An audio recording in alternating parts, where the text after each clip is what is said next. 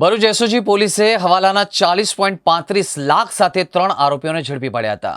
આ રકમ ઝાંબિયાથી સુરત મારફતે ભરૂચ લાવવામાં આવી હતી।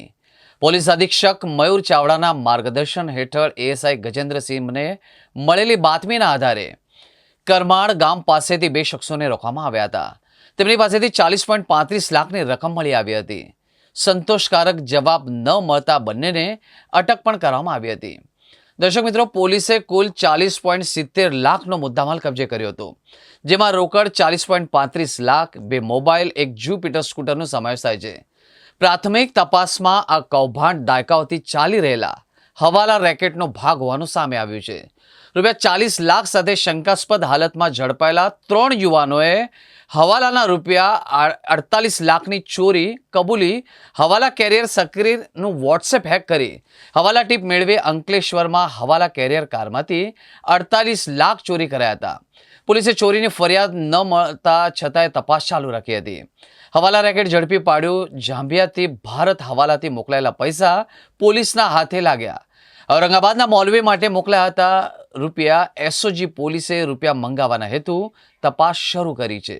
ભરૂચ જિલ્લા એસઓજી પોલીસના પોલીસ ઇન્સ્પેક્ટર શ્રી એ ચૌધરી અને એમની ટીમ દ્વારા એક માહિતીના આધારે ગઈકાલે 3 શખ્સોને રૂપિયા 40,35,000 જેટલા શંકાસ્પદ રકમના મુદ્દામાલ સાથે ઝડપી લીધેલા।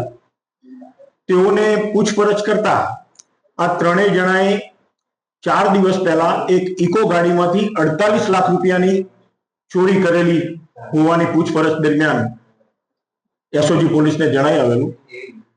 તો આ જેની ગાડીમાંથી આ પૈસાની ચોરી કરેલી હતી એ બાબતે તપાસ કરતા આ બાબતમાં કોઈ ભરૂચના સમગ્ર જિલ્લામાં ક્યાંય ગુનો દાખલ થયેલો નહીં।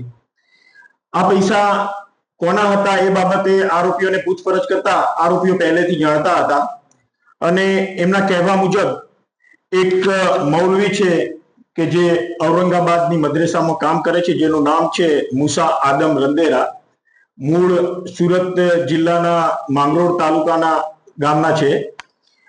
તો એમની ગાડીમાંથી આ ચોરી કરેલી હોવાની હકીકત જણાવેલી આરોપીઓએ અને ત્યારબાદ આ મૌલવીનો સંપર્ક કરી એને પૂછપરછ કરતા એને આ પૈસા ઝાંબિયાથી હવાલા મારફતે એક સાકિર હુસેન પટેલ નામના ભરૂચના એક ઇસમ પાસેથી હવાલા મારફતે મેળવેલા હતા। આ રકમ અહીંયા જે આ 3 આરોપીઓ પકડાયા છે એ પૈકી એક જકરિયા ઇદ્રીસ બારીવાલા નામનો જે ઇસમ પકડાયેલો છે એના મોટો ભાઈ કાપડની દુકાન ચલાવે છે, જેનું નામ છે અફજલ ઇદ્રીસ પટેલ।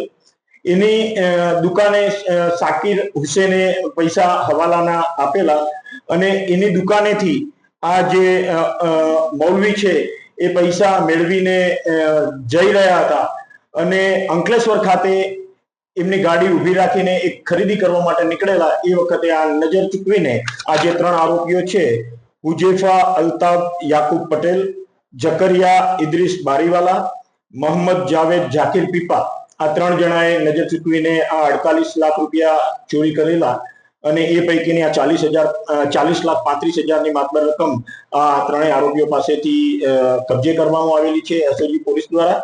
અને આ પૈસા બાબતે આ મૌલવીને પૂછપરછ કરતા કોઈ હજુ ચોક્કસ સંતોષકારક જવાબ આપી શકતો નથી શાના માટે મગાવ્યા હતા એ બાબતે।